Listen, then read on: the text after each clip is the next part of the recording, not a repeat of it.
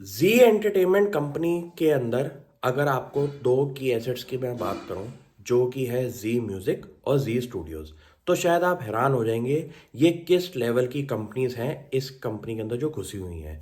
Number one company हमारी है जी music. Company के यूट्यूब सब्सक्राइबर्स हैं मोर देन 142 मिलियन और पिछले एक क्वार्टर के उनके यूट्यूब व्यूज थे मोर देन 45 बिलियन के। ये इंडिया का one of the top 5 YouTube channels में से एक आता है चैनल। और इसका जो लेवल बिजनेस का वो है, कंटेंट क्रिएशन के अंदर एक ऐसा काम है कि एक बार ये आपका गाना सॉन्ग जो भी है आपका क्रिएट अगर हो जाए तो उसका स्ट्रीमिंग जो है वो लाइफ लॉन्ग रहती है।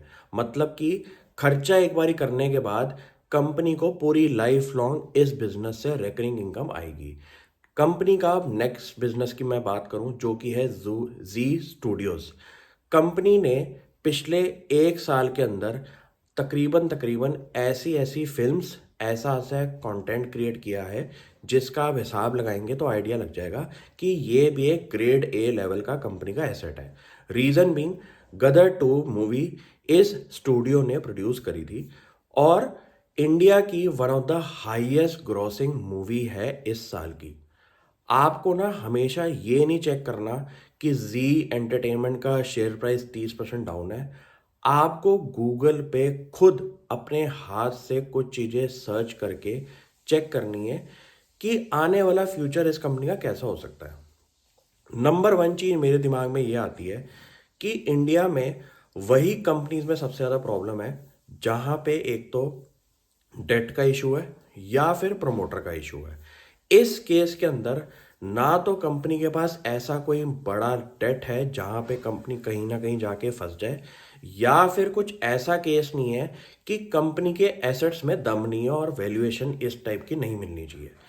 मुझे एक ऐसा नंबर दिखाई देता है इस कंपनी के अंदर कि जिस कंपनी ने इंडिया के मीडिया सेक्टर के अंदर अराउंड 17-18% का मार्केट शेयर बना के रखा हुआ है, उनके न्यू बिजनेसेस जैसे कि Z5 हो गया, जी म्यूजिक हो गया और जी स्टूडियोज हो गए, इन बिजनेसेस की अगर आप वैल्यूएशन लगा के देखें तो ये ऐसे ग्रोइंग बिजनेस हैं कि आपको समझ आ जाएगा कि पहले तो एक था हमारा जी जो कि एक केबल टीवी नेटवर्क के अंदर काफ़ी चैनल्स थे, लेकिन कंपनी ने बदलते दौर के अंदर अपने आप को ट्रांसफॉर्म भी करना शुरू किया और कंपनी ने अपनी हर ट्रांसक्रिप्ट के अंदर अपने न्यू बिजनेसेस के बारे में भी एक आपके बारे में व्यू दिए कि कंपनी का स्टेज इस टाइम किस लेवल पे है। ये कंटेंट क्रिएशन का जो बिजनेस है, इसका सबसे मसालेदार बात ये होती है कि एक बारी कंटेंट क्रिएट करने के बाद अगर आपका कंटेंट अच्छे लेवल का क्रिएट हुआ है, इसकी ना स्ट्रीमिंग लाइफ लॉन्ग होनी है। आप चेक कर सकते हैं गानों के बिजनेस के अंदर, जैसे कि टिप्स इंडस्ट्रीज होगी, जैसे कि सारेगामा हो गए, इनके ना जो मल्टीपल बन रहे हैं ना वो ऐसे हैं कि 40 से 50% के EBITDA मार्जिन में ये कंपनीज काम करती हैं, सारेगामा और टिप्स इंडस्ट्रीज। क्यों? क्योंकि एक बारी गाना आपने बना दिया, खर्चा आपने एक बारी कर दिया, उसके बाद अगर ये गाना बाय चांस सक्सेसफुल हो जाता है तो इसकी स्ट्रीमिंग लाइफ लॉन्ग होनी है। और इंडिया की ऑडियंस जो है वो पूरे वर्ल्ड में है। तो आप ये हिसाब लगाइए कि आपका जो गाना है अगर सक्सेसफुल हुआ तो पूरे वर्ल्ड में ये गाना चलेगा। क्योंकि इंडिया की ऑडियंस, आपने नोटिस किया होगा, इंडिया के अलावा भी बाकी कंट्रीज में जो है, और वहाँ पे यूट्यूब बहुत एडिशनली आपको एक्स्ट्रा पैसे भी देता है। तो ये बिजनेस भी इनका कंपनी का इंटैक्ट है। कंपनी का जी स्टूडियोज के अंदर अगर आप चेक करें जो उन्होंने रिलीजेस निकाले हैं, गदर 2, किंग ऑफ कोठा, ब्रो, ये ऐसे कंटेंट कंपनी ने क्रिएट करे हैं जिसको कंपनी ने अपनी मैनेजमेंट कॉन्फ्रेंस कॉल के अंदर बोला है कि सिंडिकेशन करके कंपनी इन कंटेंट्स को डिफरेंट प्लेटफॉर्म्स में भी सेल कर सकती है और किया भी है।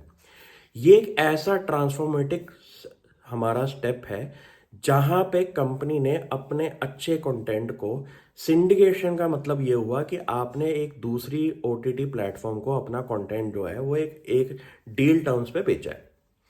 ये चीजें करने से आपको एक समझ में आ जाता है कि बिजनेस में ना कोई प्रॉब्लम नहीं है, प्रॉब्लम वहाँ होती है जहाँ पे डेट की दिक्कत हो, जहाँ पे ब्याज दरें इतनी ज़्यादा हो जाए कि बिजनेस सस्टेनेबल ना बन रहा हो।